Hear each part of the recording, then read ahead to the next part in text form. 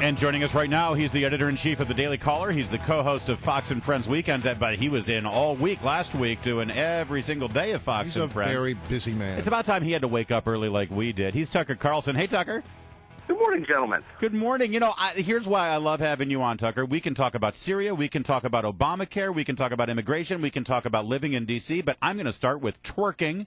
Miley Cyrus, you've got to have an opinion on this. Were you surprised to see this thing take off as big as it was yesterday? And what does it say about where we stand right now in 2013 pop culture? Well, I was a little bit out of it. I wasn't exactly sure who Miley Cyrus was. No, you don't have kids watching Hannah Montana and stuff? I missed it. I'm getting it on DVD. But the path from child star to adult disaster is well trod. So I don't think anybody ought to be surprised that, you know, a former Mouseketeer or whatever she is humiliating herself in public or on crystal meth or whatever. That's just kind of par, isn't it? But clearly people were surprised. I mean, this broke Twitter records yesterday. People couldn't stop talking about it. And I think a part of it does have to do with the fact that, yes, I understand Britney Spears sort of blazed this trail as it is in terms of Disney stars going bad. But I don't know. I guess people had different expectations for Really? Did they really? Or were they just titillated and pretending to be shocked? I mean, that's, you know what I mean? Like, wasn't Lindsay Lohan a Disney star too? Yeah. I mean, didn't, you know, the cast of Different Strokes kind of pave the way for this? I suppose so. Everybody winds up in a crack deal gone wrong.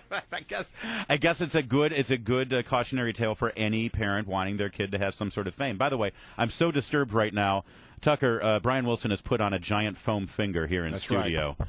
And what's he doing with it? He's doing the full Miley right now, and it's a little disturbing. But honestly, what kind of parent would wish this on a child? I mean, seriously. Yeah. I would flip it around. When was the last time someone achieved huge success as an entertainment figure, you know, at the age of, say, 13, and didn't wind up with, like, bad tattoos, bad relationships? Well, I'm still holding out hope for Selena Gomez, who has been a little You're bit hoping that she'll dance like that someday? I'm hoping that she doesn't do this. I mean, 'cause she's been a little risque now that she's come out of the Disney family, but I still hold out hope that she's going to handle her. Well, Tucker, you started on Crossfire when you were 13, right? So you turned out okay. What happened to me? Yeah.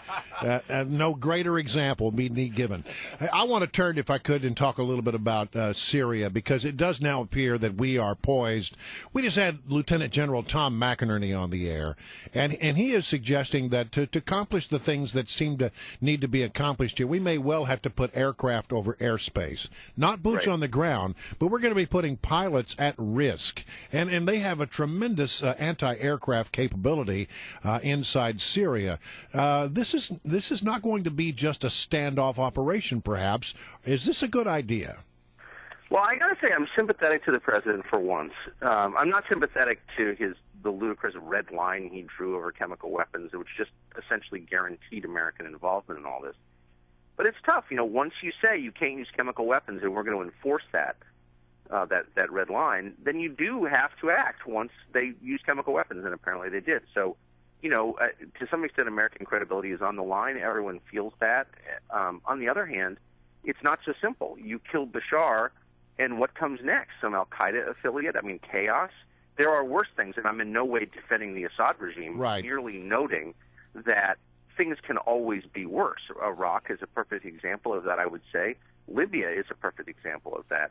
And before you knock off a dictator, evil though he may be, you probably ought to have some sense of what follows. What comes next? Who takes charge? And that's my question. Who is the evil? I mean, the old saying is that all that is needed for evil to triumph is for good men to stand by and do nothing. It's a stupid quote. Well, it's an entirely stupid quote.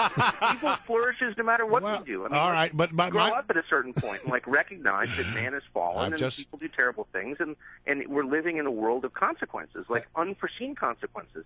I've just been called stupid by Tucker Carlson, but my larger question here, where I was going before I was called stupid. You weren't called. He said the quote was stupid. Well, I know, but you have this saying out there, and you can't lob chemical weapons and not have a reaction. But in the larger scale, I guess what I'm trying to get at here, Tucker, is who is the evil party here?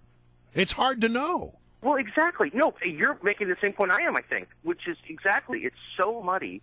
And that's in no way, again, to defend the use of chemical weapons. And it's possible, look, that you just can't allow chemical weapons. I mean, there are some things they're too much. It's too appalling. It's an offense against all of our sensibilities. It's a terrible precedent. You got to punish that. Okay, fine. But what do you mean by punishing it? Is it a symbolic airstrike, as we did against Gaddafi in the 80s? It says we're very displeased with you. Don't mess with the U.S. Fine. Is it an actual, real attempt to further arm the Syrian opposition and overthrow this guy? The Saudis want to see that. Doesn't mean it's a good idea. Again, chaos is the one thing you want to avoid. And nobody wants to face up to this because Americans want to believe their foreign policy is a moral foreign policy, that we're not only doing the thing that's best for us, but we're doing the thing that's best in God's eyes. But it's not always so clear at all. And so, again, I'm never in the position of defending the Obama administration. They don't deserve it most of the time. But in this one case, I wouldn't want to be in that position making this decision. Yeah, it's a tough one, no. Tucker, tomorrow we're going to have an amazing celebration down at the Washington Mall, recognizing the 50th anniversary of Martin Luther King's I Have a Dream speech and the March on Washington. And here we are, summer. We're coming off the Trayvon Martin and George Zimmerman story. We're coming off Oprah claiming racism because she couldn't see get a $35,000 crocodile skin handbag. And now we have these other crimes where white people, this white baseball player was killed, and it looks like there may have been some racial motivation behind that.